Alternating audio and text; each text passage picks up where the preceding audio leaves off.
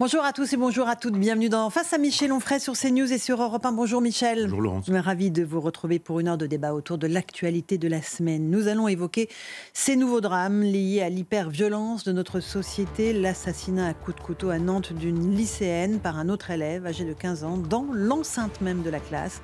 Les lycéens sont sous le choc. Cela pose une fois de plus la question de la sécurité dans les établissements scolaires et bien sûr de la violence des mineurs. Et puis il y a cet autre drame, toujours à coups de couteau, dans une mosquée du Gard, d'un jeune fidèle musulman en train de prier par un Français d'origine bosnienne qui s'est rendu à la police après avoir pris la fuite en Italie. Une affaire qui a pris une ampleur très polémique en raison de l'instrumentalisation de ce drame par l'aile gauche de l'échiquier politique, avec des accusations violentes d'islamophobie dirigées contre le ministre de l'Intérieur Bruno Retailleau. Il les dément vigoureusement. On l'entendra répondre à l'Assemblée nationale à ceux qui, selon lui, abîme la République. On évoquera bien sûr Jean-Luc Mélenchon, qui a pris part à une manifestation organisée à Paris, lors de laquelle le socialiste Jérôme Guedj a été hué et sorti du cortège sous les cris de « Dégage sioniste ». Islamophobie, antisémitisme, les mots ont un sens. On va revenir dessus avec vous, Michel Onfray. On commence évidemment par la violence dans l'enceinte des établissements scolaires. Un jeune de 15 ans s'en est pris à 4 de ses camarades la semaine dernière. On a blessé 3, tué une jeune fille d'une dizaine de coups de couteau. L'état du suspect n'a pas été jugé compatible avec la garde à vue. Il a été interné en psychiatrie. On va juste écouter quelques témoignages d'élèves sous le choc. Ils ont repris les cours cette semaine.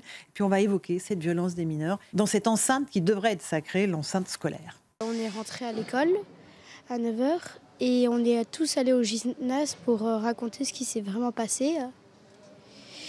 Et après, on est retourné en classe pour parler de ces événements et pour raconter nos émotions. Moi, j'ai eu beaucoup de peur et aussi de la colère et de la tristesse pour celle qui est morte. Au début, on nous a appelés et il nous a juste rassurés. Et tout ça, et après on a juste parlé de notre ressenti.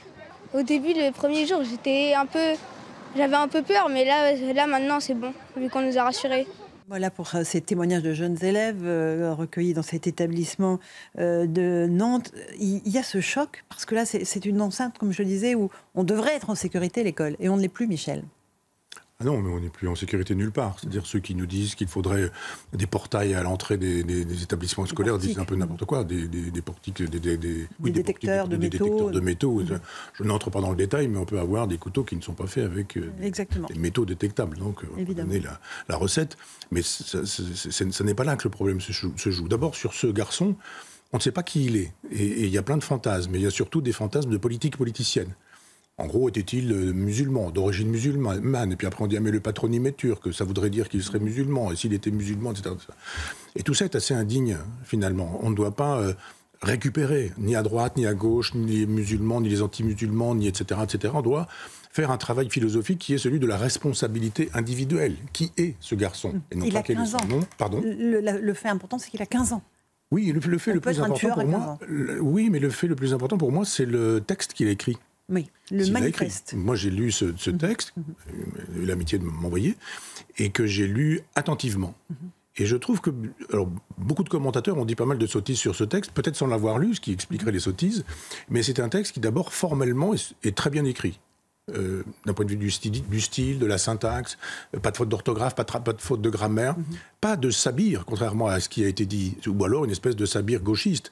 Mais après, on nous a dit, un petit copain là dans la cour qui dit « Ah, mais il nous parlait d'Hitler, il nous parlait du journal d'Anne Frank ». Extrême droite, ultra droite, etc.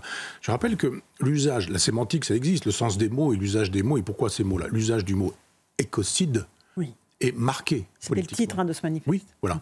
Et donc, écocide, voilà, c'est quelqu'un qui est dans la lignée, dans la mouvance de l'extrême gauche écologiste. Donc, il va falloir aussi assumer. C'est pas parce que vous avez parlé une fois dans votre vie à quelqu'un d'Adolf Hitler que vous êtes quelqu'un qui défendrait des thèses nationales-socialistes. En revanche, si vous signez un manifeste correctement écrit et correctement argumenté intellectuellement. Il y a eu le soupçon que ce soit ChatGPT ou l'IA qui l'a écrit. Hein. C'est trop bien écrit pour que ce soit ChatGPT. Mais c'est quelque chose du genre Guy Debord, le situationnisme, voire un certain nombre de gauchistes aujourd'hui qui signent des manifestes avec des noms collectifs pour qu'on ne les reconnaisse pas personnellement, ou etc., etc. Mais tout se tient. Il n'y a pas n'importe quoi dans ce truc. Donc il y a d'abord un garçon intellectuellement cortiqué. Un gamin qui sait lire, écrire, compter, penser. Après, ça vaut ce que ça vaut. On a dit une bomber, etc. Oui, d'accord, mais comparaison n'est pas raison. Quand on a dit ça, on n'a rien dit. Ça, c'est la première chose. Et puis, la deuxième chose qu'on ne sait pas non plus, et ça, on ne le dit pas beaucoup, et moi, je le sais, hélas, parce que j'ai 2 amis qui ont eu à subir ce genre de choses, c'est qu'une consommation de hashish, pour certains, déclenche des schizophrénies. Je ne sais pas si ce garçon fumait beaucoup, pas du tout, etc. Mais ça, c'est important. Parce qu'il est en psychiatrie et son état n'est pas compatible avec la garde. Et peut-être mérite-t-il véritablement d'être en psychiatrie. Simplement, on ne dit plus aujourd'hui, on ne dit pas aujourd'hui, parce que la drogue, ce serait festif, le hashish, on roule des pétards aujourd'hui, toute la gauche bien pensante qui fait du cinéma aujourd'hui, il y a toujours un petit pétard qui traîne dans un film ou un téléfilm, et tout ça ne pose aucun problème. Ça poserait des problèmes avec les narcotrafiquants, mais pas avec les pratiquants, si c'est pratiquant, etc. Je rappelle que la jeunesse peut déclencher des schizophrénies avec les pratiques des drogues telles qu'elles sont construites aujourd'hui. Notamment le cannabis. Fabriquées. Le cannabis, pas la même chose. Quand j'étais étudiant, je n'en consommais pas non plus à l'époque, mais c'est plus du tout la même chose. C'est-à-dire le fameux usage. Voilà, le H, je ne sais quoi là. THC, c'est ça. Il y a eu une époque où effectivement ça pouvait être récréatif, dans les années 70, où c'était pas dosé pareillement. Maintenant, c'est dosé pour être toxique. C'est dosé pour produire une addiction. Et cette addiction, elle permet de déclenchement de schizophrénie. Ce qui fait qu'un garçon apparemment intelligent, cultivé, qui écrit correctement le français, peut très bien arriver en disant « je vais massacrer à coups de couteau 3 ou 4 personnes qui m'ont mal regardé ». Parce que sinon, ça n'a pas sens. Michel Onfray, ça pose la question de la santé mentale des jeunes. On a beaucoup entendu le fait que le Covid, l'enfermement lié à l'épidémie du Covid, a provoqué des dégâts sur la santé mentale des jeunes. On va juste écouter la psychologue Marie-Estelle Dupont, puis vous me direz ce que vous en pensez. Ce jeune était probablement en 6e au moment des confinements. C'est-à-dire qu'au moment de la puberté et de cette période tellement fragile où on est tellement influençable et tellement suggestible et tellement poreux au discours ambiant, il a perdu tous ses appuis pour devenir un adulte équilibré. On peut dire qu'on vit dans une société qui offre à nos jeunes beaucoup plus de motifs de violence que de motifs d'espérance. Parce que moi, j'ai 42 ans et sincèrement, depuis que je suis née, je n'entends parler que de crise. Donc c'est la fin du monde écologique, c'est la fin du monde sanitaire, c'est la fin du monde économique, c'est la fin du monde parce qu'il va y avoir la guerre. Je pense que c'est important de remettre ce geste dans ce contexte global pour pouvoir en tirer les leçons en termes de responsabilité collective de la part des adultes. Est-ce que vous adhérez à ça, Michel Onfray ? Pas au Covid, mais au reste, oui. Elle a raison, Marie-Estelle Dupont. Il y a 2 parties dans son propos. Que nous ne proposions pas aux enfants, aux jeunes, aux adolescents, de quoi se constitue une identité, que même éventuellement à l'école, on travaille à détruire l'identité ou à ne rendre pas possible l'identité ou l'émergence d'une identité. Identité sexuelle, identité de genre, etc. On commence à prendre les gamins à l'école en disant petits garçons à droite, les petites filles à gauche, et puis après on dit mais pourquoi vous êtes à droite, vous les petits garçons vous êtes sûrs d'être des petits garçons? Il n'y a pas des petits garçons qui voudraient être des filles, etc. Quand on jette le trouble dans le genre, pour utiliser le titre d'un livre de Judith Butler, grande prêtresse du wokisme, et effectivement, on a des enfants perdus, on a des gamins perdus. Maintenant, le Covid, ça suffit pas. Les enfants, je rappelle qu'aujourd'hui, les enfants passent plus de temps devant un écran que devant un instituteur. C'est ça. Donc même pendant le Covid, s'ils n'avaient pas beaucoup d'instituteurs... Plus de 3h40 par jour, bien sûr, 4 heures. Oui. Et donc, ce qui est problématique, c'est que, 1, effectivement, on ne permet pas des enfants de se fabriquer des identités, et que 2, ils essaient de constituer quelque chose en allant voir partout sur le net où tout existe. Vous pouvez vous faire une identité de djihadiste, vous pouvez vous faire une identité sataniste, vous pouvez faire une identité de je sais pas quoi. Enfin, tout est possible parce que les parents ne sont peut-être pas là, ils n'ont peut-être pas le temps, ils n'ont peut-être pas la possibilité intellectuelle d'aider leurs enfants. À l'école, et on leur apprendra à trier les poubelles et à faire attention à la planète, à ne pas commettre des écocides, comme le dit ce garçon-là. Et de fait, vous pouvez être complètement perdu. Si vous ajoutez une consommation de pétards qui vous détruit les neurones et qui déclenche en vous une schizophrénie, on n'a pas matière à aller chercher des significations de patronyme en disant s'il ne serait pas un petit peu turc, ce serait quand même un arabe, ce serait un musulman, et ce serait quand même formidable, si ça pouvait être un musulman, ça ferait notre affaire, disent un certain nombre de gens mal inspirés. Bien sûr. D'ailleurs, à propos des réseaux sociaux, Gabriel Attal et le pédopsychiatre Marcel Ruffo ont demandé dans une tribune l'interdiction aux moins de 15 ans des réseaux sociaux. Ça tombe sous le sens, mais comment le mettre en pratique? Mais voilà, c'est-à-dire que ça n'a pas de sens de... si, moi je trouve que c'est intéressant, mais comment on le fait? Moi je suis libertaire, moi ma gauche elle est libertaire, elle n'est pas maastrichtienne, et je suis contre les interdits. On dit il n'y a qu'à interdire et on va refaire un texte de loi. Le problème c'est pas de faire des lois qu'on ne peut pas faire respecter, c'est de faire des lois qu'on peut faire respecter. Et c'est pas susceptible d'être respecté. Comment vous faites quand c'est un usage personnel? C'est un usage, c'est des parents qui doivent régler ce genre de problème. Moi je suis un grand-père heureux et j'ai une belle-fille formidable formidable, et un gendre aussi, et qui disent pas avant 10 ans, le téléphone pour les enfants. Ça veut dire que jusqu'à 10 ans, ils vont lire, ils vont écrire, ils vont dessiner, ils vont chanter, ils font plein de choses. S'ennuyer éventuellement, ce qui est très bon. Jamais. Non, mais on peut s'ennuyer en regardant un paysage. Et c'est très bon pour la constitution du cerveau. Alors, il faut apprendre que... Un beau paysage normand, évidemment. On ne s'ennuie pas, on contemple. Bon. Il faut apprendre aux enfants la contemplation. Mais éviter de leur dire, j'ai vu ça l'autre jour dans un avion, une petite fille qui avait l'âge de mon petit-fils, et qui était immédiatement avec son téléphone en train de bricoler ça avec une espèce de dextérité. Je me disais, c'est bien dommage, quoi. Il a un papa, ce serait bien que son père lui parle, ou je ne sais quoi. Donc je suis pour la pédagogie, je suis pour l'éducation, mais pas pour des interdictions, qui plus est, quand les interdictions, on n'a pas les moyens de les faire respecter. Michel Onfray, on est sur CNews et sur Europe 1. Évoquons maintenant ce drame dans une mosquée du Gard. Vendredi dernier, un jeune homme malien, Aboubacar Cissé, qui priait, a été poignardé de dizaines de coups de couteau par un Français de 21 ans d'origine bosnienne, qui a assumé sur les faits un acte anti-musulman avant de prendre la fuite et d'aller en Italie. Une information judiciaire a été ouverte pour meurtre avec préméditation et à raison de la race ou de la religion, c'est ce qu'a dit la procureure de Nîmes. Voilà pour les faits. Il y a d'un côté cette mort barbare et puis il y a de l'autre, Michel Onfray, l'instrumentalisation politique qui en est faite par une grande partie de la gauche, avec des attaques ad nominem contre le ministre de l'Intérieur, Bruno Retailleau. On va écouter la façon dont il s'est défendu farouchement, à la fois à l'Assemblée nationale et sur l'antenne de CNews et sur Europe 1 dans l'interview de Sonia Mabrouk. Écoutez. On a un mort, Aboubacar Cissé. Il priait son Dieu dans une mosquée le jour de la grande prière. Il se fait assassiner de la façon la plus barbare, avec des dizaines de coups de couteau. Vous vous rendez compte de cette douleur et ces gens-là qui instrumentalisent? Et c'est moi qu'on accuse? Franchement, je suis absolument indigné. Honte à ces gens-là. Honte à ces gens-là. Je l'ai dit en face, à l'Assemblée nationale, ce que j'en pensais. Et croyez-moi, jamais ils me feront taire. Ils cherchent à m'intimider. Cette conférence de presse, à quelques heures des questions d'actualité à l'Assemblée nationale, n'avait d'autres objets aussi, de m'attaquer à nouveau, de m'agresser. Et je tiendrai debout. Parce que derrière moi, il y a des Français. Ils sont nombreux. Voilà. Voilà pour Bruno Retailleau sur l'antenne de CNews et sur Europe 1.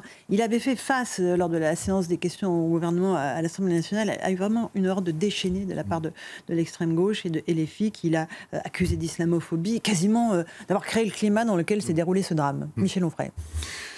Oui, d'abord, ce mot, on ne peut plus l'utiliser. Je crois qu'il y a une espèce d'islamophobie. C'est-à-dire qu'il y a une inflation verbale qui procède d'ailleurs de la criminalisation de la réalité par Jean-Luc Mélenchon, qui veut absolument conflictualiser tout le temps. Il l'a dit. C'est-à-dire on conflictualise tout. Donc à chaque fois qu'il y a un problème, on ne regarde pas le problème tel qu'il est, tel individu, dans telle circonstance, dans telle occasion. C'est fait par quelqu'un de droite, c'est fait par quelqu'un de gauche, c'est fait par un islamophile, c'est fait par un islamophobe, donc c'est bien, donc c'est pas bien, donc c'est mal, etc. C'est n'importe quoi. C'est vraiment n'importe quoi de penser comme ça. Ce mot était utile, islamophobie. Donc, encore que, étymologiquement, la peur de l'islam, on a le droit d'avoir peur. On peut imaginer, après tout, une phobie. Si vous avez la phobie des araignées, vous avez le droit d'avoir peur des araignées. Ça ne veut pas dire que vous allez massacrer les araignées. Enfin bon, peu importe sur la question de l'étymologie. Peu importe aussi la question de l'origine de ce mot, dont on sait qu'il a été fabriqué par des mollahs et que c'était les Iraniens qui avaient inventé cette idée que si on utilisait si on critiquait le régime pour la politique qu'il menait, c'est-à-dire couper des têtes, pendre des gens, etc., c'est qu'on était islamophobe. On peut dire non, on défend la liberté, on n'attaque pas l'islam et ce mot n'est pas utilisable dans les conditions où vous voudriez que nous l'utilisions. Simplement en France, on voit bien comment ça fonctionne. Alors il y a des gens qui nous disent c'est islamophobe. Et puis d'autres qui nous disent non, c'est pas vrai, ce mot ayant été inventé par les mollahs, on ne peut pas utiliser ce mot-là, donc c'est pas un crime islamophobe. De sorte que quand le mot pourrait convenir, car il convient, quand on dit ce qu'il a dit, enfin je ne vais pas revenir sur les propos, mais apparemment ce que ce type a dit quand il a tué ce garçon qui priait, c'était, ça insultait Allah, ça insultait la religion, et c'était des grossièretés. Il y a des vidéos. Oui, et c'était des grossièretés qui étaient... C'est un crime islamophobe. Simplement, comme l'islamophobie est partout, elle n'est plus nulle part. Et des gens aujourd'hui nous disent non, ça n'a rien à voir avec l'islamophobie. Bah si, quand même, tout de même un peu. C'est-à-dire, on dit, ce garçon veut se défendre en disant mais j'ai tué le premier venu. Le premier venu, sauf que c'est dans une mosquée et que c'est à l'heure de la prière, et que, etc. Voilà. C'est quand même un premier venu qu'il a choisi, qui plus est avec les propos qu'il a pu tenir. C'est ça le problème avec Mélenchon, c'est que cette espèce de conflictualisation, c'est une politisation à chaque fois. Et on ne peut plus penser quand on politise. Parce qu'il y a le bien qui est à gauche, le mal qui est à droite. Et si un pauvre type tue un musulman en prière, c'est de l'islamophobie, et si c'est de l'islamophobie, c'est Bruno Retailleau qui a tenu le couteau. C'est quand même insupportable d'entendre une chose comme celle-ci. Donc c'est problématique parce qu'on ne peut plus utiliser les mots comme extrême droite, comme fasciste, comme de droite d'ailleurs aujourd'hui. Ces mots sont devenus des insultes ou des armes de guerre. Et c'est une arme de guerre qu'utilise Jean-Luc Mélenchon en voyant de l'islamophobie parfois où il y en a, parfois où il n'y en a pas. Et puis, c'est la même chose avec la question juive, c'est-à-dire qu'il n'y a pas de juifs chez lui, il n'y a que des sionistes qui sont tous des méchants sionistes génocidaires. Donc on a du mal à penser aujourd'hui quand on a des échanges de vocabulaire militant et rien d'autre. On va l'écouter dans un instant, Jean-Luc Mélenchon, mais juste pour donner un aperçu à nos auditeurs et téléspectateurs de l'ambiance à l'Assemblée nationale, on va écouter un tout petit extrait d'un échange très très musclé entre un député LFI, Abdelkader Lamar, et Bruno Retailleau, qui s'est déroulé donc dans l'après-midi. Il a été victime d'un meurtre islamophobe dans l'indifférence totale des autorités. Ce meurtre n'est pas un accident. Il est l'aboutissement d'un climat de haine que vous laissez prospérer jour après jour. Monsieur le Premier ministre, l'islamophobie tue en France. Monsieur le Premier ministre, combien de morts faudra-t-il encore pour que vous agissiez contre l'islamophobie et les islamophobes, en commençant par renvoyer monsieur Retailleau? Oui, bien entendu, ce crime est un crime barbare. Un homme a été tué de façon sauvage alors qu'il priait dans une mosquée. Et je veux, moi aussi, comme je l'ai déjà fait, m'associer à la peine de la famille et assurer nos compatriotes musulmans de la plus totale solidarité de l'ensemble du gouvernement. Que me reprochez-vous? De ne pas avoir réagi? J'ai été ici sans doute un des premiers à réagir, avec une déclaration très très ferme, bien avant un certain nombre d'entre vous. Et dès que j'ai pu, je me suis déplacé. Pourquoi ce bruit? Pourquoi ces attaques? Vous dites que si, dans d'autres circonstances, il y avait eu un mort, j'aurais agi différemment. Certainement pas. C'est vous qui avez l'indignation sélective, qui vous indignez à géométrie variable. Lorsque, dans une église à Nice, il y a quelques années, il y avait eu 3 morts. Y a-t-il eu un seul rassemblement des Insoumis et de LFI? Avez-vous parlé de christianophobie? Non, bien entendu. Ce bruit, en réalité, c'est simplement un prétexte à la récupération. Vous voulez diviser la France, vous voulez, comme à votre habitude, hystériser le débat politique. Je ne vous laisserai pas faire. Vous abîmez notre pays quand vous le communautarisez. Vous abîmez notre pays quand l'un des vôtres appelle à la sédition, appelle à la milice privée. Vous abîmez aussi notre beau pays quand vous chassez un député socialiste parce que son parti serait sioniste, avec sans doute des relents antisémites. Eh bien oui, vous desservez la cause que vous voulez servir. La République, ce n'est pas le communautarisme. La France, c'est ce pays où on est français, pas à raison de la couleur de la peau, de la religion ou des origines. La France, c'est le pays qui est notre pays, et c'est la République où il n'y a qu'une seule communauté, la communauté nationale. Voilà pour Bruno Retailleau, cet échange très vif avec un député de la France Insoumise. Dans ce que dit le ministre de l'Intérieur, Michel Onfray, tout vous va? Bah oui, c'était un discours d'homme d'État, et c'est un discours républicain. Et on a juste en face de lui un discours militant qui consiste à instrumentaliser des morts en permanence. On voit bien effectivement que quand un prêtre se fait égorger dans une église, il n'y a pas de mobilisation, que quand il s'agit de catholiques, quand il s'agit de juifs qui plus est, il est très prudent, le ministre de l'Intérieur, en disant « semble-t-il ». Mais c'est pas semble-t-il, mais M. Guedj a été viré de cette foule avec des cris antisémites. On ne dit plus aujourd'hui sale juif, on va directement au tribunal. Dans ces cas-là, on dit sale sioniste. Voilà. Et ben voilà, la chose a été clairement dite. Et je trouve que cette façon qu'a Mélenchon de vouloir absolument penser à lui, uniquement à lui, aux élections, sans cesse, en permanence, alors que le mot France est prononcé par le ministre de l'Intérieur. Il y a dans cette Assemblée nationale des comportements qui montrent qu'on fait de la politique politicienne pour arriver au pouvoir et rien d'autre. Et ces gens-là n'ont pas le sens de la France. D'abord, ils n'aiment pas la France. Ils n'ont pas le souci de la France. Et ils estiment que c'est une pensée extrêmement binaire. Il y a le bien, il y a le mal. Il y a eux, c'est le bien. Le mal, c'est tous les autres. Et ça peut même être les socialistes, ça peut être les communistes. Le pauvre Fabien Roussel se trouve traité de fasciste ou de nazi parce que il n'a pas souscrit aux outrances sémantiques et aux outrances idéologiques de ceux-là, c'est bien qu'on puisse avoir un discours de républicains qui nous rappelle que d'abord la France existe et que la France, elle aime tous ceux qui ont envie d'être français, qu'il n'y a aucun problème, que vous pouvez avoir la religion que vous voulez, la couleur de peau que vous voulez. Mais là, le but, c'est d'antagoniser, c'est de créer des communautés. Il ne fait que ça. Et de faire peur aux musulmans aussi. Bah bien sûr. C'est-à-dire que quand cette femme pleure dans les bras de Mélenchon en disant... On va le voir dans un instant. Eh bien à ce moment-là, on commentera à ce moment-là. Alors, on va regarder cette séquence parce que vous faites référence à cette manifestation de dimanche dernier, soi-disant contre le racisme et l'islamophobie, où Jean-Luc Mélenchon s'est mis en scène à plusieurs reprises dans le cortège, pleurant d'émotion, étreignant aussi une femme qui lui disait avoir peur avec beaucoup de sincérité. Écoutons cette séquence. Monsieur Mélenchon, on se sent plus en sécurité, nous les musulmans.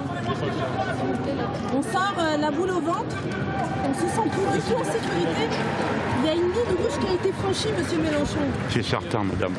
Permettez-moi de vous embrasser ou de vous serrer la main. C'est ça. On a peur, monsieur Mélenchon. N'ayez pas peur. Les Français sont... Tous les musulmans ont peur, monsieur Mélenchon. Il y a une ligne rouge qui a été franchie.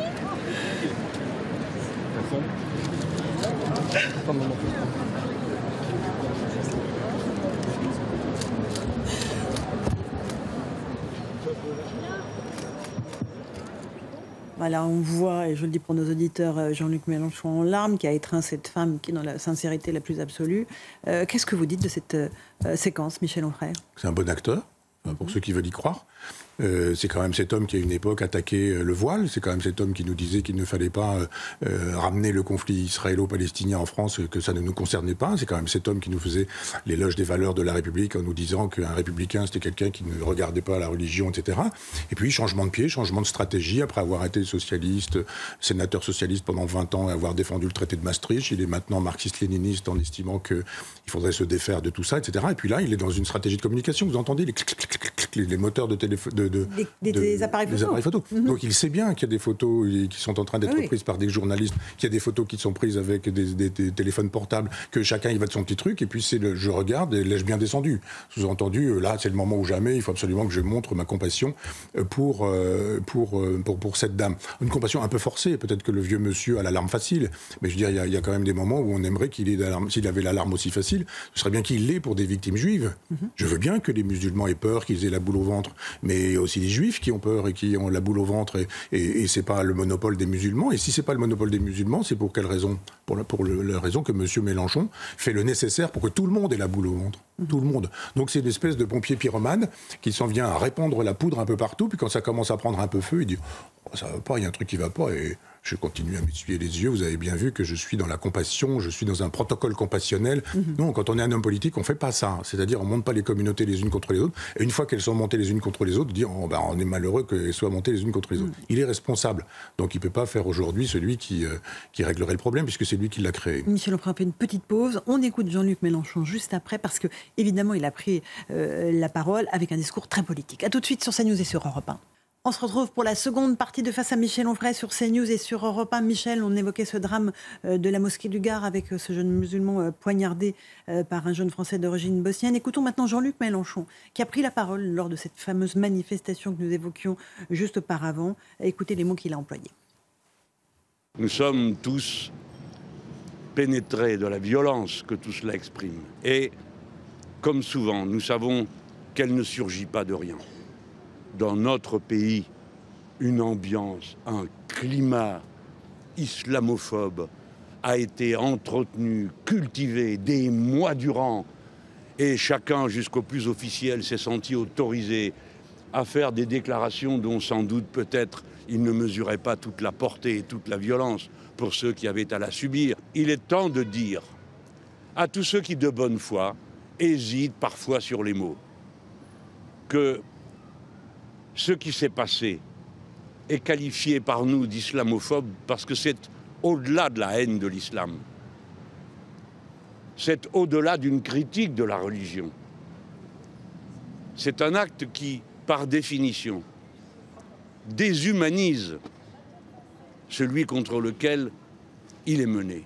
Voilà, pour les mots de Jean-Luc Mélenchon, rapidement, Michel Onfray, ça confirme ce qu'on se disait tout à l'heure. Oui, j'en dirais pas plus. C'est-à-dire qu'effectivement, il est maître en matière de sémantique et qu'il est en train de nous expliquer que lui, il a le droit d'utiliser ce mot-là et qu'il sait comment l'utiliser. Mais c'est lui qui crée aussi les conditions d'une opposition des communautés. Il ne mettrait pas d'huile sur le feu en permanence pour des raisons personnelles, de politique politicienne, d'élection présidentielle, etc., que ça irait mieux entre les communautés françaises. Ça fait des années qu'on lui doit quand même ce climat-là. Et ce même climat dans l'Assemblée nationale, qui est presque une porcherie. J'utiliserai le mot de Pasolini quand il parlait de porcherie. Il y a un très beau film de Pasolini qui s'appelle Porcherie, mais ils ont transformé une partie de l'Assemblée nationale en porcherie avec des individus qui, effectivement, continuent la guerre dans cet endroit-là, une guerre sémantique, une guerre verbale, jusqu'à ce qu'on arrive à inviter à faire des milices qui sont susceptibles, pour le coup, de transporter la guerre sémantique et verbale dans la rue pour en faire une guerre civile, ou les prodromes d'une guerre civile. Et je trouve ça extrêmement dangereux. C'est-à-dire qu'il prospère avec personne en face, sauf peut-être Bruno Retailleau, qui a conscience, effectivement, des problèmes que ce monsieur et sa bande posent, parce qu'il a sur son bureau des dossiers tous les matins, des piles qui lui permettent de savoir vraiment, faire une radiographie de la France, à quoi ressemble aujourd'hui la France. Et je trouve dangereux qu'il puisse jouer cette partition, qui est une partition de haine de la France et de célébration. Alors, on a vu, l'image est bien faite. Vous avez Rima Hassan qui a son kéfier, vous avez une dame qui a un turban, là, et puis vous avez Mathilde Panot qui a l'écharpe bleu-rouge, en nous disant, bon, la France à venir, c'est ça. C'est une femme qui défend le palestinisme, c'est une femme qui a les cheveux voilés, puis c'est une autre qui dit, moi, je suis Madame Panot et j'ai la République avec moi, puisque Et puis, on a le chef qui est devant, et qui dit, voilà, je suis le chef de la Nouvelle-France qui est derrière moi. Moyennant quoi, pour parvenir à piloter, à chefer la Nouvelle-France, il faut absolument qu'on utilise la cause de l'islam. Et si de temps en temps on doit sacrifier ou massacrer quelques musulmans, c'est pas un problème. Et si on doit en massacrer d'autres qui sont juifs, c'est pas un problème non plus. Il s'agit juste d'avancer vers le pouvoir, puisque c'est sa seule obsession. Aucun souci de la France, aucun souci des Français, aucun souci des gens dont il disait être proche à une époque, quand il parlait du petit peuple et des gens modestes. C'est terminé, ça n'existe plus. On a un conflit civilisationnel organisé par lui, instrumentalisé par lui, pour des raisons de base politique politicienne, ce qui est assez problématique pour le pays. Michel Onfray, on va parler de politique, parce que là, on est en plein dedans. Ils y pensent tous. Je parle de 2027, oui. Évidemment. On va écouter Jordan Bardella. Il était l'invité cette semaine de nos antennes, CNews Europe 1, chez Sonia Mabrouk. Ce qui vous a intéressé, c'est le moment où il a évoqué l'hypothèse d'une candidature à la présidentielle, au cas où Marine Le Pen serait empêchée. On va écouter ce qu'a dit le président du Rassemblement national, et je vous passe la parole ensuite. Elle est totalement innocente des faits qui lui sont reprochés. Ce n'est pas une décision de justice qui privera les Français, quelle qu'elle soit, de la décision, de la possibilité de se choisir des idées patriotes lors de la prochaine élection présidentielle. Donc ma position, elle est elle a évolué. Elle n'a pas évolué. Je suis le président du Rassemblement national. Je me prépare à devenir Premier ministre. Marine Le Pen se prépare à devenir présidente de la République. Nous sommes un duo, nous travaillons ensemble. Et j'ai dit de manière très simple et très claire que si Marine Le Pen devait être empêchée de se présenter à l'élection présidentielle, je pense pouvoir vous dire que je serai son candidat. Alors, ça vous a fait réagir, Michel. Pourquoi de ce que dit Jordan Bardella? Quelqu'un qui dit « je peux être le président de la République, mais je serai le candidat de quelqu'un d'autre ». Quand on est président de la République, on est l'homme des Français. On est l'homme de la France. On ne peut pas dire je suis chef de l'État parce que Marine Le Pen, qui n'a pas pu l'être, est la femme qui finalement est chef de l'État en douce. En fait, il dit c'est moi qu'elle désignerait si elle était empêchée. Voilà, mais... Écoutez, elle a pris position depuis en disant que si effectivement elle passait sous un camion, peut-être que Jordan Bardella pourrait être le chef de l'État, le candidat naturel. Mais ça veut dire que peut-être elle n'a pas non plus apprécié, elle aussi, qu'il puisse dire je serai le patron, mais en fait, elle me soufflera à l'oreille. C'est pas du tout dans l'esprit de la Ve République. Oui. Un chef de l'État, c'est pas quelqu'un qui est le candidat de quelqu'un. C'est la rencontre entre un homme et un peuple. Il est le candidat des Français, de la totalité des Français, même de ceux qui n'ont pas voté pour lui. C'est ça le général de Gaulle, l'esprit de la Ve République. Alors, ils sont peut-être aussi en délicatesse avec la Ve République et le gaullisme ou l'esprit de la Ve, et à ce moment-là, on le voit très précisément. Vous ne pouvez pas, quand vous êtes un chef de l'État, être le candidat de quelqu'un d'autre. C'est insupportable comme idée. Autre idée insupportable, je ne sais pas si vous avez choisi l'extrait, mais j'ai regardé cette émission en direct, quand il parle de Cyril Hanouna en disant... On On y vient. On y vient, ben parfait. Vous voyez, parce que je parlais de la présidentielle, ils y pensent tous. Il y a eu cette rumeur cette semaine, Cyril Hanouna aurait déclaré sa candidature pour la présidentielle, totalement faux, il l'a démenti sur nos antennes. On va l'écouter, il était sur Europe 1, et après on va voir effectivement la façon dont la classe politique a réagi avec beaucoup de mépris, je trouve, à l'hypothèse que quelqu'un du hors-système puisse prétendre être candidat. On écoute d'abord Cyril Hanouna, sa réponse. Vous envoyez des mails à une trentaine de personnes en leur faisant croire que vous allez vous présenter à la présidentielle. Vous êtes sûr que sur une trentaine de personnes, il y a au moins 2 traîtres. Donc 2 qui vont les envoyer à des journalistes. C'est génial. 2, vous mettez 2 ou 3 personnes dans la confidence et vous leur dites, je vais vraiment y aller, 2 ou 3 personnes dont vous êtes sûr qu'elles vont aller le répéter à tout Paris. Vous laissez infuser, vous laissez. Ça se décante. Exactement. Et ça va s'avérer qu'il y a une seule chose, faire de la pub pour nos émissions. Le seul président que j'aimerais être, voilà, ce serait un jour président du Paris Saint-Germain. Je ne me présenterai pas en 2027, ni en 2032, ni en 2037, ni en 42.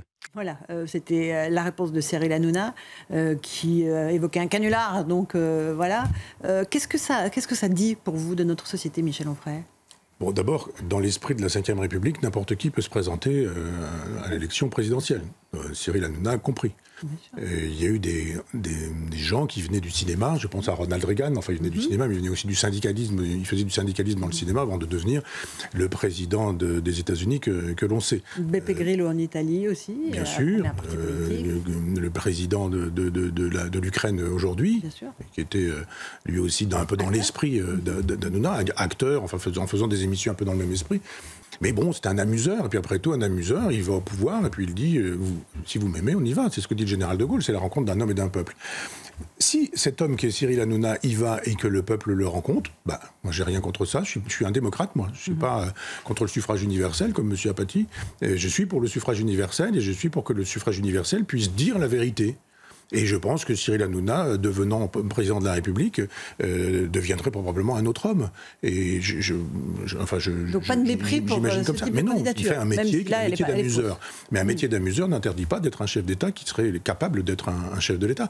Alors après, moi j'ai entendu qu'il voulait faire une salle de paddle à l'Élysée. Je me suis dit, là vous avez compris que c'était un canular. C'était un poisson d'avril en dehors du poisson d'avril. Mais je ne suis pas dans la tête de Cyril Hanouna. Moi j'avais été testé aussi à une époque comme candidat présidentiel. Je dis mais arrêtez de me tester, j'ai pas envie, ça ne m'intéresse pas.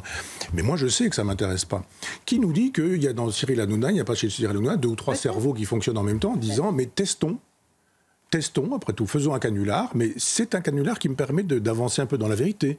Moi, je l'ai eu une fois au téléphone, il voulait que je lise les épreuves de son livre il y a quelques années, et j'ai découvert à ce moment-là, pas quelqu'un qui voulait absolument je peux dire mettre les nouilles dans mon slip, en fait, puisqu'il est un peu connu pour ce genre de choses, mais qui était un homme sérieux, avec lequel on pouvait avoir un débat, y compris un débat politique. Et il m'avait dit, il a raison, que tout le monde est passé sur son plateau. Sauf moi. Mais tous les gens y sont allés, notamment des gens qu'on n'entendait pas, y compris des gens qui peuvent tenir... Il va vous inviter. Non, mais y compris des gilets jaunes à l'époque, les premiers, des médecins, des médecins, des soignants, des infirmières qui refusaient de soigner. Moi, je ne dis pas ce que je pense dans cette aventure, mais je trouve très bien qu'on puisse les entendre. Et il y avait une espèce de forum. Et ce forum, il n'existe pas. Souvent, c'est très policé, on invite des gens ou même qui sont caricaturaux. J'ai beaucoup vu au moment des Gilets jaunes, des caricatures de Gilets jaunes invités sur les plateaux. Il fallait absolument des gens qui avaient gardé leur casquette, qui avaient le gilet jaune, et on se disait, est-ce que vous pourriez pas... la panoplie, en fait, c'est ça. Oui, c'est ça. Et il y avait chez lui une espèce de forum un peu foutraque, dans lequel il y a tout et le contraire de tout. Après tout, il a le droit de faire de la politique, et si les Français veulent voter pour lui, eh bien, c'est ainsi. Et s'il fait de la politique politicienne en se disant, je dis que c'est un canular, ça n'en est pas un, ça me permet d'avancer sur ce trajet pour savoir si finalement l'hypothèse est crédible ou pas, etc., bah, ça s'appelle faire de la politique. Voilà pour l'hypothèse Cyril Hanouna, qui a donc annoncé qu'il ne serait pas candidat. Jordan Bardella, avant même l'annonce de cette non-candidature, s'était aussi exprimé, et ça vous avait interpellé. On écoute les mots qu'il a choisis pour évoquer cette candidature. Je n'y crois pas. Je pense que l'élection présidentielle est devenu un chemin de croix et un parcours du combattant, que ça nécessite aussi d'avoir une forme d'enracinement dans le pays. Maintenant, Cyril Hanouna a beaucoup de talent et j'ai beaucoup de respect et d'amitié pour son travail. Voilà, pour Jordan Bardella. Michel Onfray. Ça m'a choqué le mot enracinement, qui plus est pour Cyril Hanouna, qui n'a jamais caché qu'il était juif. de dire de quelqu'un qui manque un peu d'enracinement pour pouvoir être candidat au présidentiel. Je me dis, mais c'est quoi l'enracinement? L'assise populaire. Moi, j'entends ça comme assise populaire. Voilà, enracinement, c'est aussi... Non, pour moi, c'est... Peut-être, mais moi, je l'entends... Vous avez cette interprétation? Non, mais vous savez, moi, j'ai 1000 ans de présence viking, de présence viking en Normandie, et je ne suis pas de ceux qui disent quels sont vos quartiers de noblesse, depuis quand, etc. Vous aimez la France depuis peu de temps, vous êtes musulman, vous venez d'arriver, mais vous aimez la France, vous faites ce qu'il faut pour la France, vous êtes assez enraciné pour ça. C'est pas une question de... L'enracinement est un mot problématique. Non, c'est pas seulement de la sémantique. Je veux dire que quand on s'adresse à quelqu'un qui est... Quand on parle de quelqu'un qui est juif en disant qu'il manque un peu de racines, c'est un peu problématique. Je pense que le choix du mot n'est pas bienvenu. Et puis l'enracinement, il l'a. Cyril Hanouna, tout le monde sait qui il est. Et puis on le voit dans son émission. On a un peu parlé tout à l'heure. Il rencontre des gens, il voit. Et c'est quoi l'enracinement de Jordan Bardella à l'âge qui est le sien, alors qu'il est fabriqué et monté comme une mayonnaise par un parti? Il est où son enracinement alors que ses parents sont italiens? Et moi, je lui reprocherais pas d'avoir des parents italiens. Au contraire. Ah ben oui. Au contraire. Je trouve que c'est ce qui fait... intérêt. Mais non, mais c'est ce qui fait la grandeur de la France, d'accueillir tous ceux qui l'aiment. Et de dire, mais vous venez d'où vous voulez, de partout sur la planète, si vous aimez la France, vous êtes français. Et je dis ça en Normandie aussi, je dis si vous aimez la Normandie, et que vous y vivez, parce que ça ne suffit pas de l'aimer quand on est à Paris, mais eh bien vous êtes normand, on n'a pas besoin d'avoir un ancêtre viking. Et je trouve qu'il faut faire attention quand on commence à parler d'enracinement, surtout quand il s'agit de quelqu'un dont on dit souvent qu'il fait partie d'une communauté qui manque de racines, qui est incapable de s'enraciner. Et ça sent son mot race qui nous dit, c'est comme avec les protestants, c'est comme avec les francs-maçons, c'est une espèce d'État dans l'État, ils ne peuvent jamais être véritablement français, etc. Il est très enraciné, Cyril Hanouna, et puis en plus de ça, il a un rapport direct aux Français. Et puis les Français sont des grands garçons, c'est un grand peuple qui est capable de dire qu'ils veulent de Cyril Hanouna ou qu'ils n'en veulent pas si c'est le désir de Cyril Hanouna d'y aller. On est sur CNews et sur Europe 1 avec vous, Michel. Un tout petit mot de ces consultations entamées cette semaine par François Bayrou. Sur la proportionnelle, le vote proportionnel, il souhaite un scrutin proportionnel intégral pour les élections législatives, alors que depuis l'instauration de la 5e, eh bien, les députés sont élus au scrutin uninominal majoritaire à 2 tours. On va juste écouter Marine Le Pen, parce qu'elle aussi réclame cette proportionnelle. Elle a été reçue cette semaine par François Bayrou. Nous partageons avec le Premier ministre le souhait d'une réforme du mode de scrutin législatif. Ça fait de très nombreuses années que le Rassemblement national le réclame pour d'abord une considération qui est essentielle, qui est que chaque Français doit pouvoir être représenté à l'Assemblée nationale. Et le seul moyen pour que chaque Français puisse être représenté à l'Assemblée nationale, c'est évidemment de fonder cette réforme du mode de scrutin sur un mode proportionnel. Nous avons défendu la proportionnelle depuis toujours, et quels que soient les résultats qui peuvent être ceux de la proportionnelle sur notre nombre de députés, nous défendons la proportionnelle parce que c'est le principe proportionnel qui nous apparaît devoir être défendu au bénéfice, encore une fois, de la démocratie et au bénéfice de l'ensemble des Français. Alors, est-ce que le gaulliste que vous êtes est d'accord avec la proportionnelle, Michel Onfray ? Alors d'abord, il n'y a pas la proportionnelle, mais des proportionnelles. Vous savez qu'après, vous dites, si vous êtes arrivé majoritaire, vous avez une majorité, puis au deuxième tour, puis etc. etc. Bon, il y a des majorités. Alors c'est des choses qui sont fabriquées pour que ce soit pas si proportionnel que ça. Parce qu'il y a quand même un caractère ingouvernable à la proportionnelle intégrale. Je rappelle que le grand problème d'Israël, c'est ça. C'est-à-dire qu'en Israël, il y a une proportionnalité, une proportionnelle totale, et vous êtes obligé de composer avec des petits partis. Et vous avez 1%, 1,5%, 2%, je ne sais quoi. Et ces gens, ils disent, mais moi, j'ai la majorité puisque je peux vous faire tomber. Donc je peux vous faire gagner, je peux vous faire tomber. Moyennant quoi, les majoritaires sont minoritaires et les minoritaires sont majoritaires parce que par des jeux d'alliance, vous êtes obligé de mener, par exemple, des politiques de colonisation de territoire, par exemple, quand vous êtes en Israël. Et il y a plein de gens qui disent, non, arrêtons, commençons par arrêter déjà ce genre de choses. Et vous dire, oui, moi, je suis obligé de faire plaisir à cette frange d'extrême droite qui, etc. Donc c'est un peu problématique, une proportionnelle intégrale. Je rappelle que, dans un deuxième temps, que le général de Gaulle avait bien pensé les choses en disant, dans un premier tour, il y a 2 tours, donc dans les élections présidentielles, dans un premier tour, on défend un programme, et dans un deuxième tour, on rassemble. Et il dit, quelqu'un qui n'est pas capable de rassembler entre les 2 tours ne sera pas capable de rassembler les Français. Or, il faut rassembler les Français pour gouverner. On ne peut pas, si Mélenchon gouvernait un jour, il gouvernerait vraiment pour lui, pour sa caste, pour son club de jacobins, de néo-jacobins aujourd'hui. Or, il faut gouverner pour la France entière. Il faut gouverner pour les juifs et pour les musulmans. Il faut gouverner pour les athées et pour les catholiques. Il faut gouverner pour la droite et pour la gauche. Il faut gouverner pour les syndicalistes et pour les entrepreneurs. C'est ça, être chef d'État. C'est pas dire, ah mais non, mais moi j'ai choisi, je gouvernerai pour le syndicalisme, pourvu qu'il soit d'extrême gauche, et puis les autres, ils pourront toujours aller se faire voir. Donc le chef de l'État disait, montrez votre capacité à rassembler, et vous montrerez, si vous êtes capable de rassembler entre les 2 tours, que vous pouvez rassembler les Français dans une perspective de gouvernement de 5e République. Après quoi, le général de Gaulle, c'est quand même le peuple fait la loi. Vous aurez l'occasion de me dire aux législatives si vous voulez toujours de moi. Vous aurez l'occasion de me dire au moment du référendum si vous voulez toujours de moi. Et si vous ne voulez pas de moi, je m'en vais. Oui. Tous les chefs de l'État depuis 30 ans disent si vous ne voulez pas de moi, je reste. À peu près. Donc on arrête de faire du zèle avec la proportionnelle. On obéit. Pas tous, Michel, pas tous. Hein. On a eu un exemple récent avec Emmanuel Macron qui n'est pas parti après les législatives perdues. Mais lui, effectivement, c'est le personnage emblématique. Toutes les élections qu'il perd, il dit qu'il les gagne. Et donc vous dites, bon, je reste. Déjà, c'est une erreur.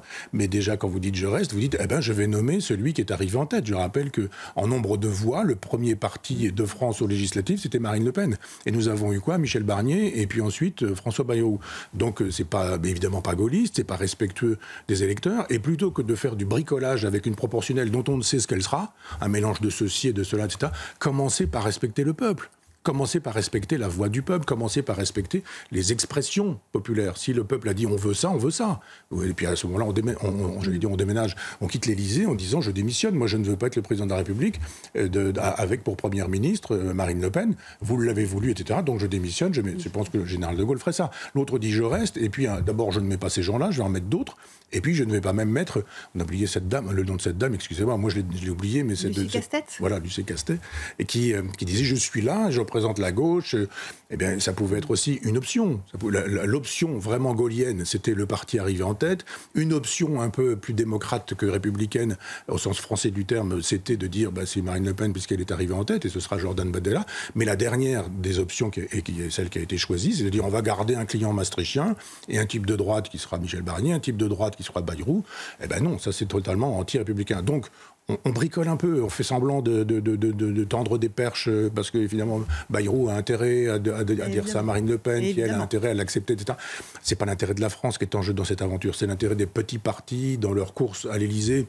La France est loin. On évoquera la semaine prochaine le conclave, il commence le 7 mai. On parlera aussi de Donald Trump. C'était les 100 jours de Donald Trump, beaucoup à dire aussi. J'aimerais juste terminer par votre livre. C'est L'éternité sans bord. C'est la suite de votre journal hédoniste aux éditions Albin Michel. C'est un croquis de la société que vous faites jour après jour, Michel. Et là, qui porte sur quelle période? J'avais démarré un journal dans une revue qui s'appelait La Revue des Deux Mondes, qui s'appelle toujours comme ça d'ailleurs. Oui. Et ils étaient venus me chercher. Je dis mais je suis pas très dans l'esprit de Revue des Deux Mondes de l'époque. 1992, ça a changé aujourd'hui. Et donc, il m'avait dit, si, on aime bien votre travail. J'ai commencé ce journal, et puis au premier numéro, ils ont voulu me censurer un texte. J'ai dit, on arrête, ça n'aura duré qu'un numéro. Et donc, j'ai continué ce journal. Et de fait, depuis, ça fait 30 ans, quelque chose comme ça, je raconte un certain nombre de choses qui, mises bout à bout, finissent par faire des centaines de pages, qui donnent un autoportrait, qui donnent une... C'est pas un journal de bord, on est d'accord. C'est pas un journal au sens classique du terme. J'ai mangé avec machin, et puis il m'a dit du mal de bidule, et j'ai eu mal au ventre en rentrant parce que la morue est pas fraîche, ou je sais pas quoi. Je déteste ce genre de potin. C'est pas du tout un potin. Non, c'est une réflexion. Je vais être immodeste en le disant, mais dans l'esprit un peu des essais de montagne. C'est plus ou moins long, c'est plus ou moins compliqué, il y a des trucs très théoriques. Dans un des volumes, j'ai parlé de l'influence de la philosophie de Deleuze sur la musique de Pascal Dussapin.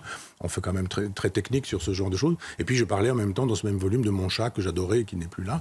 Donc textes de longueur différente, de complexité différente, mais qui font un portrait de l'époque. Un autoportrait bien sûr, mais surtout un portrait de l'époque. En 30 ans, on voit des évolutions, des changements, des priorités qui deviennent des occasions de casser la France en deux, de la détruire. Enfin, quand j'ai démarré, il y avait à peine des téléphones portables, il y avait à peine, et on ne parlait pas de gestation pour autrui. Le mot, l'expression LGBT+, Q+, etc. n'existait pas. Il n'y avait pas cette guerre civile qui est fomentée par Mélenchon et les siens. Enfin, ça se suit dans l'ensemble des volumes. C'est le 7e volume, je crois le 7e tome.